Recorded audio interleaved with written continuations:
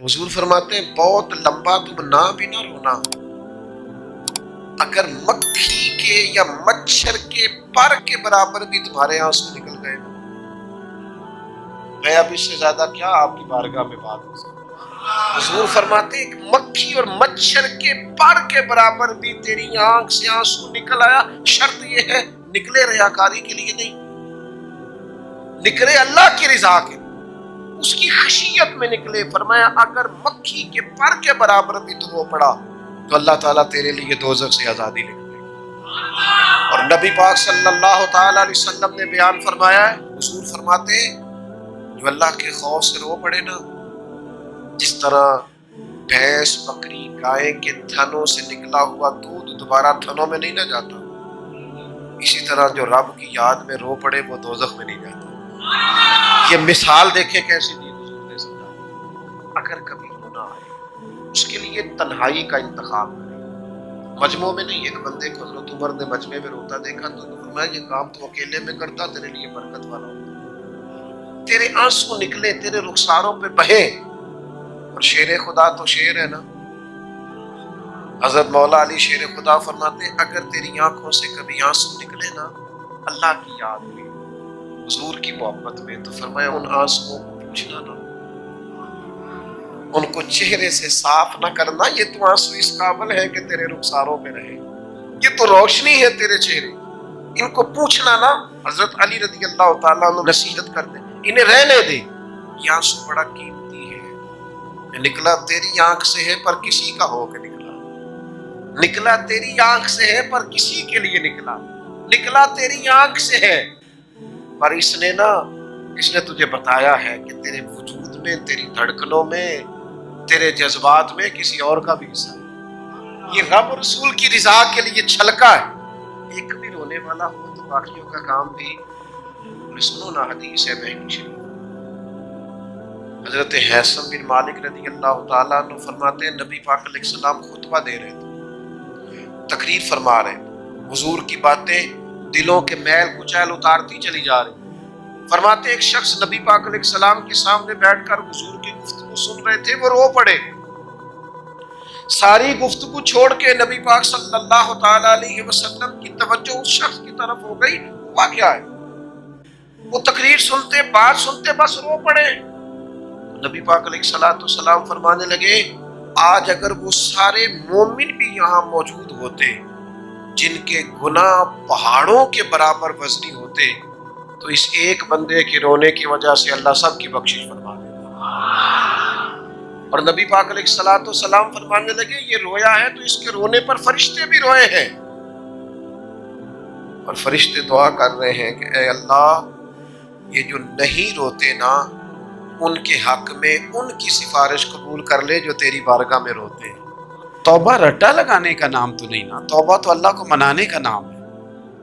ایک شخص اپنے گناہ چھوڑنے کا ارادہ ہی نہیں کر رہا اور وہ اپنی غلطی کو غلطی تسلیم ہی نہیں کر رہا، اور اپنی غلطیوں سے وہ پیچھے ہٹنے کو دو قدم بھی تیار نہیں، تو توبہ کوئی رٹا لگانے کا نام تو نہیں۔ آپ توبہ طوطے کو رٹا دیں تو طوطا توبہ توبہ پکارتا رہے تو اس کو وہ چیز تو نہیں حاصل ہونے لگی۔ توبہ ایک بڑی خاص بات صوفیاء نے لکھی ہے، اگر آپ سمجھے تو بڑا نفع دے گی۔ وہ کہتے ہیں جس طرح گھر چھوٹا بنانا ہو یا بڑا بنانا ہو، زمین تو درکار ہوتی ہے کہ نہیں؟ زمین ہوگی تو گھر بنے گا، چاہے وہ چھوٹی سی کٹیا بنے یا بہت بڑا محل بنے، زمین کا ہونا ضروری ہے۔ اسی طرح آپ نے نیک اعمال تھوڑے کرنے ہیں یا زیادہ کرنے ہیں، توبہ کا ہونا ضروری ہے۔ توبہ وہ زمین ہے جس کے اوپر آپ نیک اعمال تعمیر کریں گے۔ اگر توبہ نہیں ہے تو پھر کوئی بھی نیک عمل آپ کے پاس ہو ہی نہیں سکتا۔ آپ پچھلے گناہوں سے رجوع کریں اللہ کی طرف، آپ کہیں کہ میرے اندر یہ غلطی ہے میں توبہ کرتا ہوں۔ ان العبد اذا اعترف، اعتراف جرم کریں، پھر اللہ کے حضور رجوع لائیں۔ ہمارا یہ حال ہے کہ ہم جتنی بھی توبہ کرتے ہیں، جس قدر بھی استغفار پڑھتے ہیں، اس کو ایک وظیفہ سمجھ کے پڑھ لیتے ہیں، بھئی یہ بھی اچھا ہے، برکت سے خالی نہیں۔ لیکن توبہ کا حقیقی مفہوم یہ ہے کہ انسان اپنا محاسبہ کرے، اپنی پچھلی ساری زندگی اپنی آنکھوں کے سامنے لائے، اگر وہ سمجھتا ہے کہ اس حال میں مر گیا تو میرے لیے مشکل ہوگا منہ دکھانا اللہ رسول، تو پھر وہ فوراً سے پہلے اپنے گناہوں سے رجوع کرے اور اللہ کے حضور توبہ کرے۔ یہ توبہ کا مفہوم ہے۔ میرے رسول پاک صلی اللہ تعالی علیہ وسلم نے اپنی امت کو اس طرف خاص رغبت حضور نے اپنی امت کی کرائی۔ رب بڑا مہربان ہے، بڑا ہی کریم ہے۔ وہ تو کسی بندے کی اونٹنی اگر کبھی گم ہو جائے صحرا میں، اور اس طرح گم ہو کہ پیسے بھی اونٹنی پہ ہو، کھانا بھی اونٹنی پہ ہو، کپڑے بھی اونٹنی پہ ہوں، علاقہ بھی صحرا کا ہو، اور اس نے کسی ٹہنی کے ساتھ باندھی ہو، پھر وہ سو جائے، سو کے اٹھے تو اونٹنی غائب ہو۔ اب وہ اتنا پریشان ہو کہ آگے پیچھے دائیں بائیں دیکھا تو پتہ چلا کہ اونٹنی تو غائب ہو گئی، نہ کھانا ہے، نہ پیسے ہیں، نہ کپڑے، نہ سواری ہے، علاقہ صحرا کا ہے، پیدل جا بھی نہیں سکتا۔ تو فرمایا جس طرح وہ بیٹھ کر موت کا انتظار کرنے لگتا ہے، اور وہ منتظر تھا کہ اب موت ہی آئے گی، اب کوئی اور سہارا نہیں، فرمایا اچانک اگر اونٹنی سامنے آ جائے تو اسے کتنی خوشی ہوگی؟ یا رسول اللہ اسے تو بڑی خوشی ہوگی۔ فرمایا جب رب کا بندہ توبہ کرتا ہے تو اللہ کو اس سے بھی بڑھ کر خوشی ہوتی ہے کہ بندہ توبہ کر گیا، اپنے گھر واپس آ گیا، اس نے بات مان لی۔ ہمارا اصل مسئلہ احساس کا ہے، توبہ کا نہیں۔ جب تک اپنی غلطیوں کا بندہ محاسبہ نہیں کرتا، جب تک احساس پیدا نہیں کرتا، وہ محسوس نہیں کرتا کہ میں غلط ہوں، مجھے ٹھیک ہونا چاہیے، تب تک توبہ کا ہے۔ آپ دیکھیں نا صحابہ کرام کا مزاج کیا، چھوٹی چھوٹی چیزیں ہیں لیکن وہ دوڑ کے آتے ہیں، کہتے ہیں یا رسول اللہ غلطی ہو گئی، اور اپنے آپ کو پیش کرتے ہیں۔ ایک خاتون نے آ کے پیش نہیں کیا کہ یا رسول اللہ میرے پیٹ میں ناجائز بچہ ہے، مجھے پاک کر دیں، کوئی پکڑ کے نہیں لایا، کسی نے آ کے اسے گرفتار نہیں کیا، مقدمہ نہیں کرایا، پرچہ نہیں درج کرایا، 14 دن کے ریمانڈ کے بعد نہیں مانی، خود آئی اور آ کے کہا حضور میرے سے غلطی ہو گئی ہے، مجھے معاف کر دیں۔ تو رسول پاک صلی اللہ تعالی علیہ وسلم نے بچے کی ولادت کے بعد اسے دوبارہ بلایا، کہا بعد میں آنا، وہ آئی، اسے سنسار کیا گیا۔ تو جب کسی شخص نے کہا نا کہ یہ تو بڑی نفس کے ہاتھوں گرفتار عورت تھی اور کتنا بڑا جرم کیا، تو پھر حضور نے پتہ کیا فرمایا؟ فرمایا چپ کر جاؤ، تم نے گناہ دیکھا ہے، تم نے اس کا احساس نہیں دیکھا۔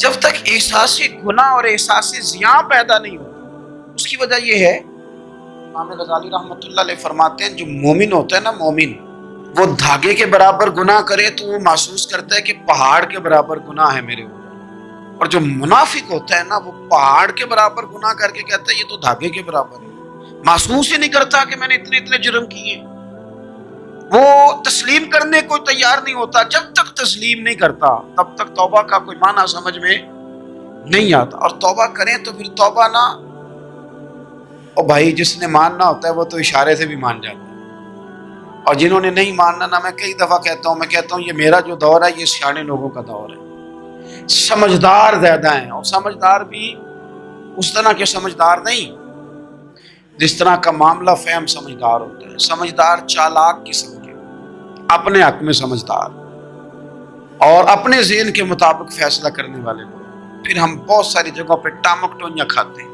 جس نے ماننا ہے اس نے اشارے سے بھی مان جانا ہے، اور جس نے نہیں ماننا اس نے کہنا مجھے 24 سال ہو گئے فلانی جگہ جمعہ پڑھتے پر میں ماننے کو تیار نہیں ہوا، نہیں نہ ماننا تو مجھے 20 سال ہو گئے فلانی جگہ جاتے آتے، نہیں ماننا تو پھر مزاج نہیں ہوتا۔ جس نے ماننا ہے، حضرت فضیل بن عیاض رحمۃ اللہ علیہ ڈاکو تھے، اور نیرے ڈاکو نہیں تھے، ڈاکوؤں کے سردار تھے۔ تو ارشاد فرماتے ہیں کہ میرا طریقہ یہ تھا کہ میں ایک پورے قافلے کی صورت میں حملہ کرتا تھا تو لوگ ڈرا کرتے تھے، اگر کہ فضیل بن عیاض کے ڈاکوؤں نے حملہ کیا تو پھر نہیں بچتے۔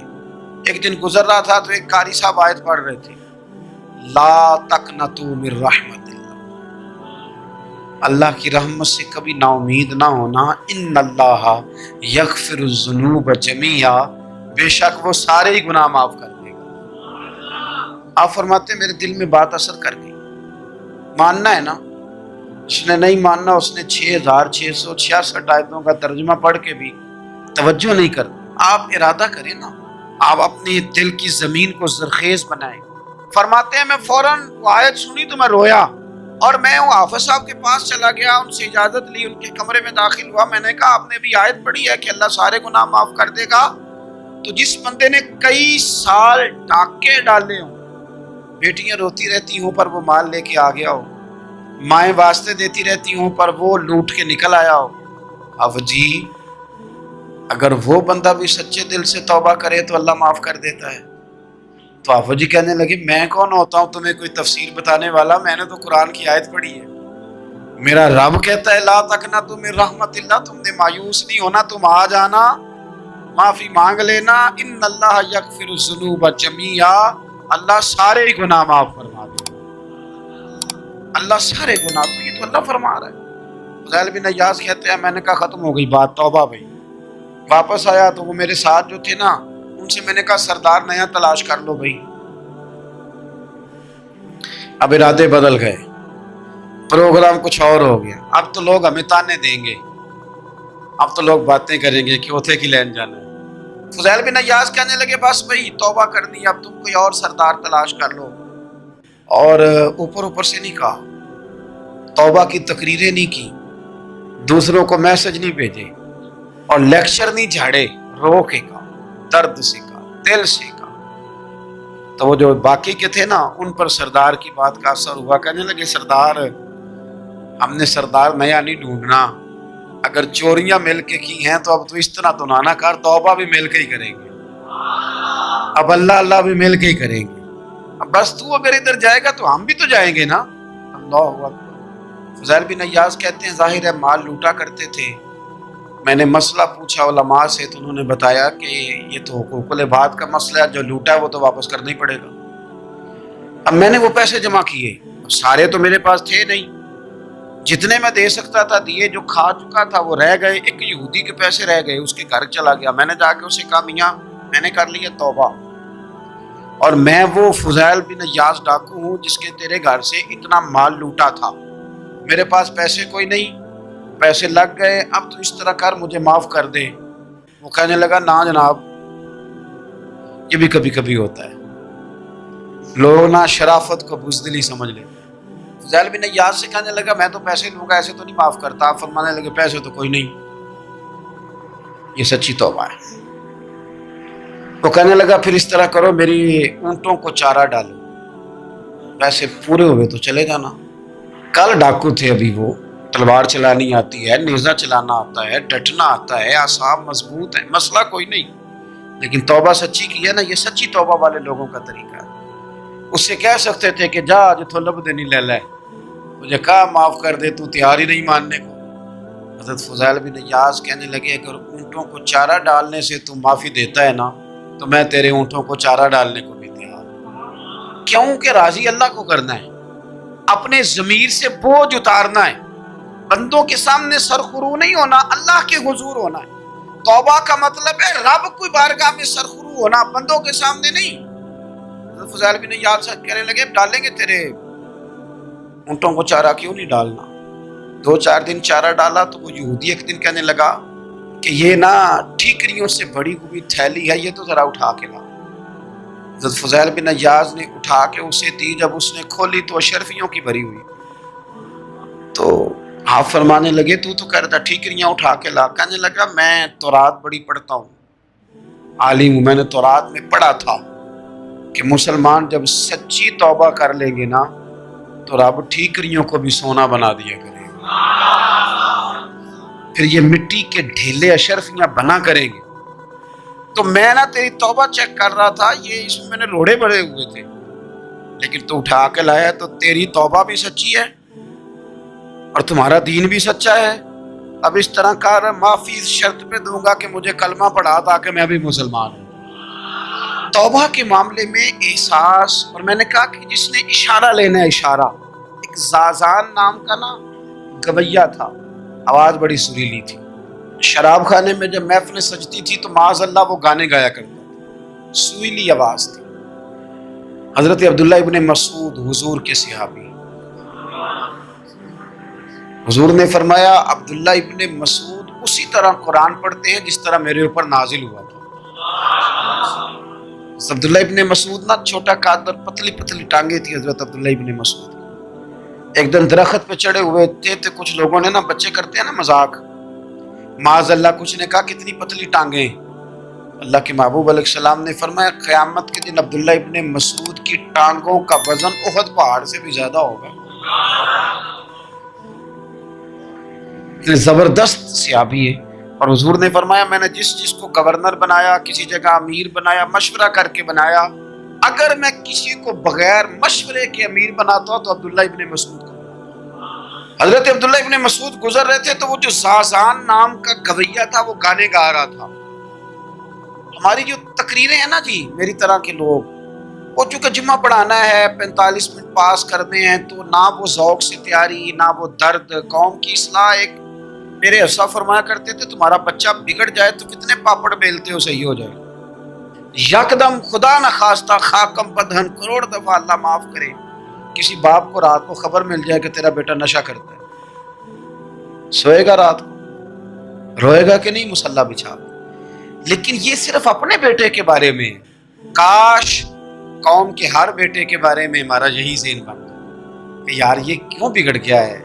اور اس درد سے جب ہم اصلاح کریں گے، تقریر کریں گے، پھر آپ محسوس کریں گے کہ اللہ اس میں اثر بھی پیدا کرے اور اس میں تاثیر آتی. حضرت عبداللہ ابن مسعود گزرے تو اب درد تھا نا دل کے اندر، اور اگر کسی نے توبہ کرنی ہے تو ایک جملے سے بھی کر لینی.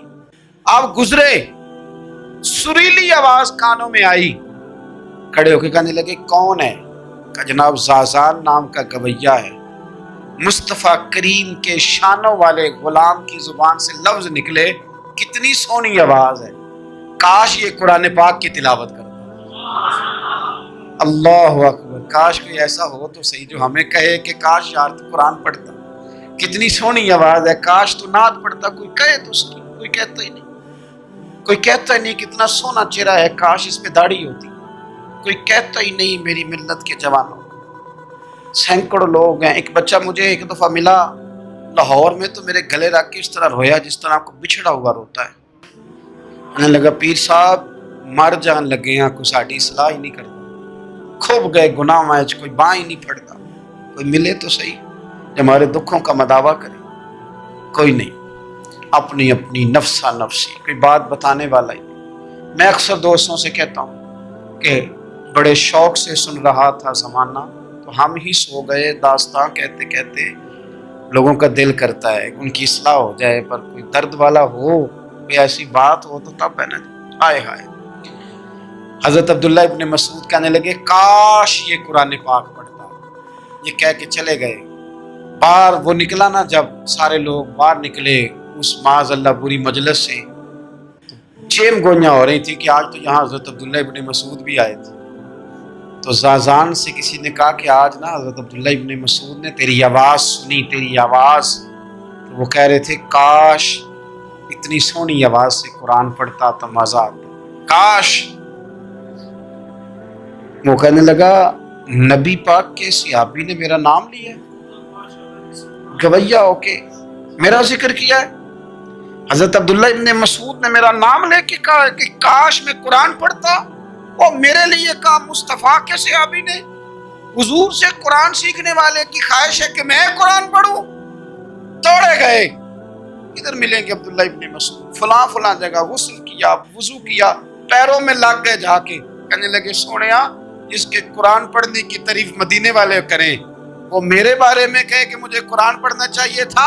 آج سے میں نے ٹھوکر ماری سارے گانوں کو، سکھاؤ مجھے قرآن، میں قرآن ہی پڑھا کروں. میں قرآن پڑھوں گا، میں پڑھ پڑھ کے سناؤں. لوگ میری زبان سے اللہ کے کلام کی تلاوت سنا کریں گے. کوئی بیٹھا ہوا مجھے دور دعا دیتا ہے، میں ڈوبتا ہوں سمندر اچھال دیتا ہے. کوئی تو ہو نا جو کہے، کوئی تو. فرمانے لگے بس ہو گئی حضور، آپ دیکھیں گے میں قرآن ہی پڑھوں گا. میری زبان سے اب اللہ کی کتاب کی تلاوت ہی ہو گئی، طے ہو گئی بات. تو کسی نے نصیحت لینی ہے توبہ کے لیے تو ایک جملہ بھی کافی ہے، ایک جملہ بھی. اور میں نے کہا کہ اگر صرف تقریریں سننی ہیں، واعظ ہی سننے اور ساری زندگی اسی پہ لگانی ہے کہ آج بڑا جملہ کا، آج بڑا مزہ آیا، آج فلانی بات او ہو پہلی دفعہ سنی، کچھ قرضے دے کے جان چھوٹے گی، اس کے بغیر جان نہیں چھوٹتی. اپنی قضا نمازوں کا حساب لگائیں اور ان کو صحیح کر کے ادا کریں. ایک مسئلے میں بڑی دیر سے دوستوں کو اشارے کنایتاً باتیں کہہ رہا ہوں، پھر کہتا ہوں، میں نے شب برات کو تفصیل سے یہ بات کی تھی، پھر کرتا ہوں، اپنے معاملات کو صاف کریں۔ لینے دینے کے مسائل میں اپنے آپ کو میں منت کے ساتھ بات کرنے لگا ہوں اپنے دوستوں سے، خدا را کبھی بھی بڑے سے بڑا کام کرنا یا چھوٹے سے چھوٹا کرنا، اس میں سود کا کوئی نقطہ نہ آنے دے۔ آپ کا دل سخت کر دے گا، آپ کے آنسو لے جائے گا، کچھ نہیں بچے گا۔ اس طرح پیشاب کا ایک قطرہ کئی من دودھ کو تباہ کر دیتا ہے۔ یہ سود آپ کے اصل مال خدا را، یہ میری منت ہے، میری گزارش ہے۔ میں ان دوستوں کو جانتا ہوں، مجھے لگتا تھا کہ یہ ولایت کا رستہ طے کریں گے، لیکن چلے کچھ جگہ مجبوریاں ہوتی ہیں، کچھ معاملات ہوتے ہیں، لیکن کوئی ایک آدھ نقطہ ایسا آتا ہے بیچ میں، وہ لے جاتا ہے ساری چیزیں۔ نبی پاک علیہ الصلوۃ والسلام نے فرمایا، بندہ بڑا سفر کر کے آتا ہے، بکھرے بال، بری حالت، رو کے دعائیں مانگتا ہے، یا اللہ یا اللہ یا اللہ کہتا ہے، اور اللہ اس کی دعا قبول نہیں کرتا۔ سونیا آپ کہہ رہے ہیں رحمت للعالمین ہو کے کہ رب قبول نہیں کرتا۔ حضور نے فرمایا اس نے پہنا بھی حرام پیسوں کا، کھایا بھی حرام پیسوں کا، پیا بھی حرام پیسوں کا، جتنی مرضی مانگے، پھر مالک اس کی دعاؤں کو مستجاب۔ ہمارا ایک تو ہے اپنا عمل، ایک ہے توبہ، ایک بات کی اعمال۔ ہم نے ایک آخری بات یہ آپ سے کرنی ہے کہ ہمارے ذمے جس طرح ہمارے بچوں کی ڈیوٹی ہے نا، بیوی کا نان نفقہ خامند کے ذمے ہوتا ہے، ماں باپ بوڑھے ہوں تو ان کی ڈیوٹی اولاد کے ذمے، اسی طرح قیامت تک نبی کوئی نہیں آئے گا، دین کی جو ڈیوٹی ہے وہ نبی پاک کی امت نے ادا کرنا ہے۔ اور اللہ کیا فرماتے ہیں قرآن مجید کی سورہ محمد صلی اللہ تعالی علیہ وسلم، اللہ فرماتے ہیں، یا ایھا الذین آمنوا ان تنصروا اللہ ینصرکم، اے ایمان والو اگر تم اللہ کے دین کی مدد کرو گے تو اللہ تمہاری مدد کرے گا، وَيُثَبِّتْ أَقْدَامَكُمْ، اور اللہ تمہارے قدموں کو جما دے گا، یعنی تمہیں مضبوط کر دے گا، تم مضبوط سے مضبوط ہوتے جاؤ گے۔ شرط کیا ہے؟ ان تنصر اللہ، اگر تم اللہ کے دین کی مدد کرو۔ اپنے مزاجوں میں نا اللہ کی دین کی مدد کا ذوق پیدا کریں۔ وَالَّذِي أَرْسَلَ رَسُولَهُ بِالْهُدَىٰ وَدِينِ الْحَقِّ لِيُظْهِرَهُ عَلَى الدِّينِ كُلِّهِ، میں پوری دنیا کے مسلمان حکمرانوں کو یہ بتانا چاہتا ہوں کہ یہ جو میرے نبی پاک کا دین ہے نا، یہ دبنے نہیں آیا، یہ غالب ہونے کے لیے آیا۔ اور اسلام کی فطرت میں قدرت نے لچک دی ہے، اتنا ہی یہ ابھرے گا جتنا کہ دبا دو گے۔ کیا سمجھتے ہیں اسرائیل کے گنڈے کہ وہ مسجد اقصیٰ میں نمازیوں کو تنگ کر کے تو وہ کہیں گے کہ ہمیں پوچھنے والا کوئی نہیں؟ اسلام کی فطرت میں قدرت نے لچک دی، اتنا ہی یہ ابھرے گا جتنا کہ دبا دو گے۔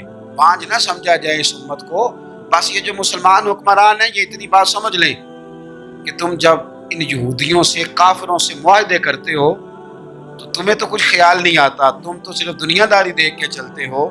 کاش بال بچہ دیکھتے ہوئے، مال دیکھتے ہوئے، ملک اور زمین دیکھتے ہوئے تم ایک دفعہ اللہ کا دین بھی دیکھو۔ یہ تمہاری ذمہ داری ہے، یہ نبی پاک نے ڈیوٹی لگائی ہے۔ اپنا اپنا کردار ہمیشہ دین کے لیے پیش کریں، اپنا اپنا کردار۔ وہ ضروری نہیں کہ چندے کی صورت نہیں ہو۔ آپ کسی بے نمازی کو نماز کا مشورہ دیں، آپ نے دین کی خدمت کی۔ آپ نے ماں باپ کے نافرمان کو فرما برداری کا مشورہ دیا تو آپ نے دین کی خدمت کی۔ اگر آپ نے کسی بندے کو کہا یار تیرا قرآن پاک ٹھیک نہیں، چل قاری صاحب کے پاس، تیرا تلفظ ٹھیک ہونا چاہیے، کو آدھا گھنٹہ نکال کے سیکھ لے، یہ لفظ کہنے سے ہی آپ نے دین کی خدمت کی۔ میرے نبی پاک صلی اللہ تعالی علیہ وسلم نے فرمایا ایک جملہ بول کے جو دین کی دعوت دے گا، ایک ایک جملے پہ اللہ 1,000 سال کی عبادت کا ثواب دے گا۔